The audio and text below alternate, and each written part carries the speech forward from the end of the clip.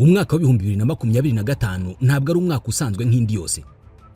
Donald Trump yagarutse ku butegetsi muri Leta Zunze Ubumwe za Amerika, Elon Musk ajya muri guverinoma ya Amerika, intambara muri Ukraine no mu burasirazuba bwa Kongo zihindura icyerekezo, kandi umuyobozi wa Kiliziya Gatolika ku isi Papa Francis yitabye Imana. Kuri Pasika, Papa François yari yagaragaye ku ibaraza rya Bazilika ya Mutagatifu Petero i Vatican yifuriza abakristo Pasika nziza. Yapfiriye aho yaratuye muri Casa Santa Marta i Vatican, nkuko byemejwe n'urwego rushinzwe gutangaza amakuru i Vatican.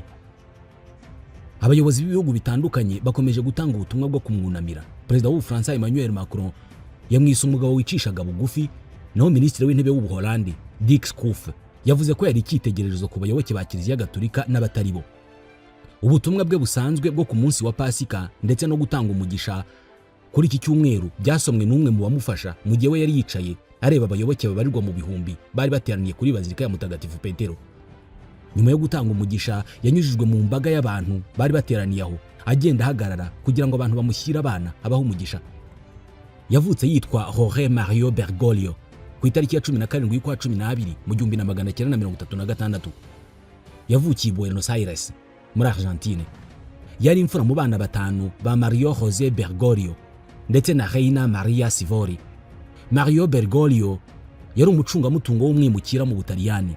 Reina Sivori we yari umumama ukora akazi gasanzwe ko kwita ku bana mu rugo. Yavukiye Buenos Aires mu muryango w'abaromani bo mu majyaruguru y'Ubutaliyani. Umuryango wa Mario Bergoglio wahunze Ubutaliyani mu 1929 uhunze ubutegetsi bw'igitugu bwa Benito Mussolini. Nkuko Maria Elena Bergoglio, mushiki wa Papa François, akaba ari nawe wenyine usigaye mu bo bavukanye, yabivuze ngo ntabwo bavuye mu Butaliyani kubera impamvu z'ubukungu.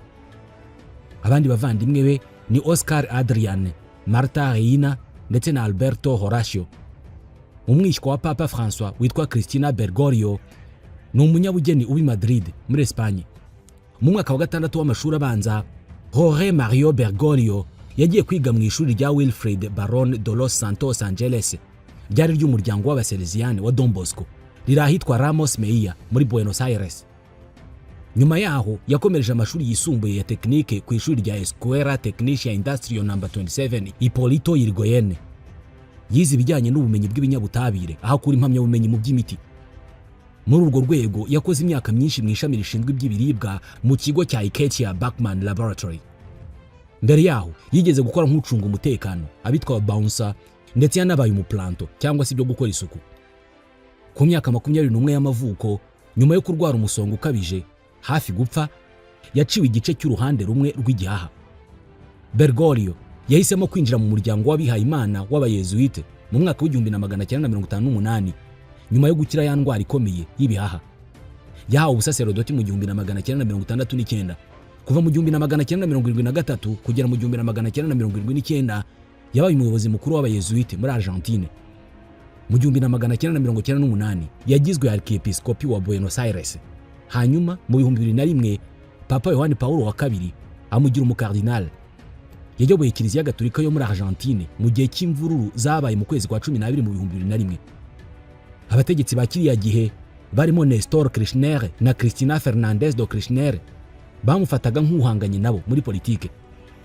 Nyuma y'uko Papa Benedicto wa 16 yeguye ku itariki ya 28 y'ukwa kabiri mu 2013, inama y'abakardinal yahise itora Bergoglio nk'umusimbura we ku itariki ya 13 y'ukwezi kwa gatatu muri uwo mwaka.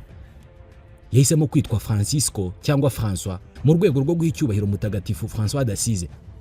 Mu buzima bwe, Papa Francisco yarazwiho kwicisha bugufi, gushyira imbere imbabazi z'Imana, kugaragara cyane mu rwego mpuzamahanga kwa Papa, kwitangira abakene no guharanira ibiganiro hagati y'amadini.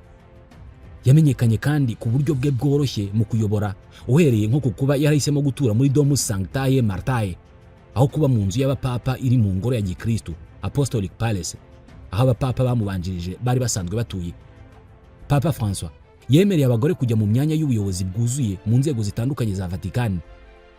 Yakomeje kugaragaza ko Kiliziya Gatolika ikwiye kugira impuhwe ku bagize umuryango w'abaryamana nabo bafite ibitsina bimwe. Avuga ko nubwo umugisha ku bashyingiranywe bahuje ibitsina udashobora gutangwa mu buryo bwa liturujia, abantu ku giti cyabo bashobora guhabwa umugisha. Yamaganaga gukabya k'ubucuruzi n'imibereho ishingiye ku bukungu bukabije, akanashyira imbere guhangana n'imihindagurikire y'ikirere nk'inkingi y'ubuyobozi bwe. Yatangaje ko igihano cy'urupfu ari ikibi ku buryo budakemangwa kandi ko Kiliziya Gatolika iharanira ko gikurwaho burundu. Mu bijyanye na diplomasi mpuzamahanga, yamaganye izamuka ry'ubutegetsi bw'abahezanguni bagendera ku bya kera mu bihugu bitandukanye, asaba ko kuryamana abantu bafite ibitsina bimwe bidakwiye kugirwa icyaha mu mategeko y'ibihugu. Yagize uruhare rukomeye mu gusubizaho umubano wa diplomasi hagati ya Leta Zunze Ubumwe za Amerika na Cuba. Yagiranye kandi amasezerano n'Ubushinwa ku bijyanye n'uburyo abakomuniste bagira uruhare mu itorwa ry'abepiskopi b'Abashinwa. Yanashyigikiye cyane impunzi, avuga ko uburenganzira bwazo ari inshingano ya buri wese, anenga politike zanga bimukira zirimo za Perezida Donald Trump. Mu 2022 yasabye imbabazi ku ruhare rwa Kiliziya Gatolika muri jenoside bivugwa ko yakorewe umuco yakorewe abasangwa butaka bo muri Canada. Ku itariki ya 14 y'ukwezi kwa kabiri mu 2025 nibwo Papa François yajyanywe mu bitaro. Yararimo gukurikiranwa ku ndwara y'umusonga ifata ibihaha. Mu minsi yakurikiyeho, Vatican yakomeje gutanga amakuru mashya ku buzima bw'uyu mushumba w'imyaka 88 y'amavuko, aho yavuga ko akomeje kuremba ndetse ko yasanzwemo infection polymicrobienne ifata inzira y'ubuhumekero. Papa François yakunze kurangwa n'uburwayi butandukanye kuva akiri muto, kubera ko nko mu 2023 yarwaye indwara ya abdominal hernia ibyatumye abagwa. Yigeze kandi kurwara yitwa pleurésie, ariyo ndwara yibasira ibihaha aho agafuniko karinda ibihaha kitwa plèvre kababuka. Ibi byatumye igice cy'igihaha cye cy'iburyo gikurwaho ubwo yari afite imyaka 21 y'amavuko.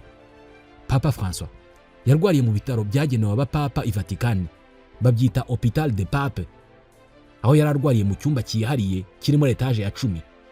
Aha ni naho havuriwe Papa Yohani Paulo wa kabiri mu 1981 ubwo yaraswaga agakomereka cyane. Papa Yohani Paulo wa kabiri amaze kurwarira hano ni nabwo ibitaro byiswe ibitaro by'abapapa.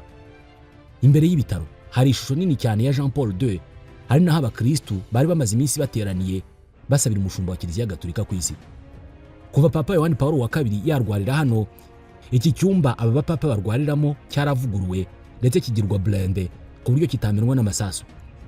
Ni icyumba kirimo igitanda, hakaba na salon, hakabamo chapelle yo gusengeramo, hakaba n'ibindi byumba by'abakozi be ndetse n'abajandarume b'i Vatican bashinzwe umutekano we. Bitewe nuko Papa François yararwaye indwara yo mu bihaha, abantu bake nibo binjiraga aho yararwariye, by'umwihariko abaganga be ndetse n'abantu bo mu bunyamabanga bwe. Ibi nibyo bitaro binini kandi byiza biri mu Butaliyani. Papa François apfuye yararwariye muri ibyo bitaro inshuro 3. Tugiye kuvuga ku buzima bwa Papa François by'umwihariko. Turavuga ku mpinduka zikomeye zabaye muri Kiliziya Gatolika kuva Papa François yajya muri izi nshingano ku itariki ya 13 y'ukwa gatatu mu mwaka wa 2013. Mu ijoro ribanziriza urupfu rwe ku wa mbere ku itariki ya 21 y'ukwezi kwa kane mu gitondo, Papa Francis yari yakiriye J.D. Vance, Vice President wa Leta Zunze Ubumwe za Amerika. Iki gikorwa kizahora kivugwa nka kimwe mu byo yakoze bwa nyuma kuri iyi si. Ibiganiro bya J.D. Vance na Papa François byari mu mwuka utari mwiza cyane, nubwo ku ifoto bagaragara bombi baseka. Papa François yahaye Vice President wa Leta Zunze Ubumwe za Amerika akanya k'iminota mike, ndetse ibinyamakuru bimwe byanditse ko J.D. Vance yahatirije ngo ave muri Vatican afashe ifoto ari kumwe na Papa. Hari ibintu byinshi bitumvikanwaho hagati ya Papa n'ubutegetsi bwa Donald Trump, cyane cyane ikibazo cy'abimukira. Ni ibyishimo kukubona usa n'umeze neza, ndagusabira buri munsi, nibyo J.D. Vance yabwiye umushumba wa Kiliziya Gatolika. Mu kumushimira, Papa François yahaye J.D. Vance ishapure, cravate ishushanyijeho intwaro za Vatican hamwe n'amagi y'ifunguro rya Pasika arimo shokora 3 ngo ashyire abana be 3.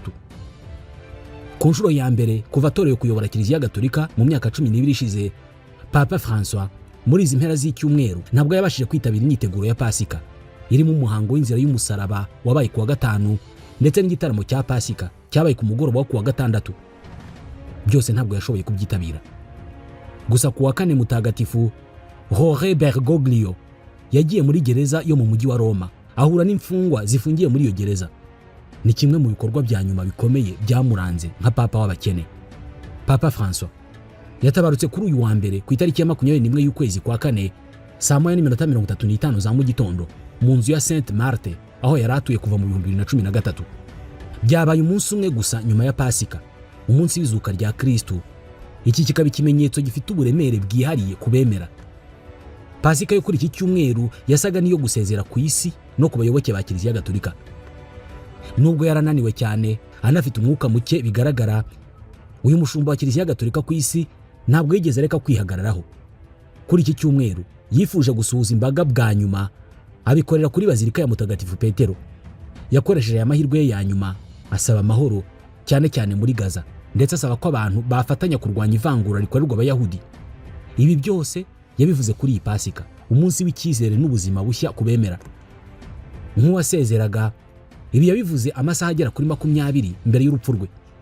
Yari yicaye mu igare ry'abafite ubumuga, ariko nta byuma bimufasha guhumeka yari yambaye. Nahagana saa 6 z'amanywa ku rubaraza rwa Bazilika ya Mutagatifu Petero i Vatikani. Urubaraza rwari rwarimbishijwe mu bimenyetso by'ubushumba bwe.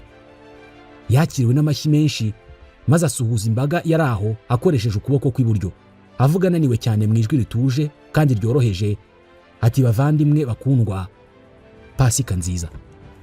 Ibyo yabivugiye imbere y'abakristo bagera ku 50,000 bari bateraniye ku rubuga rwa Mutagatifu Petero, barimo bizihiza izuka rya Kristo. Kuri uyu munsi mukuru ukomeye kurusha indi yose ku bakristo, uyu mushumba wa Kiliziya Gatolika yakomeje kwihagararaho nubwo atabashije gusoma ubutumwa bwe bwose. Yabusomoye na Musenyeri Diego Ravelli, ushinzwe iyobokamana n'imihango yihariye ya Papa mu birori bya liturujia. Ubutumwa bwe bwagarukaga ku makuba yugarije isi. Yaragize ati, ndahamya ko tugomba kwamagana intambara hose ku isi no kurwanya urugomo rugaragara mu miryango.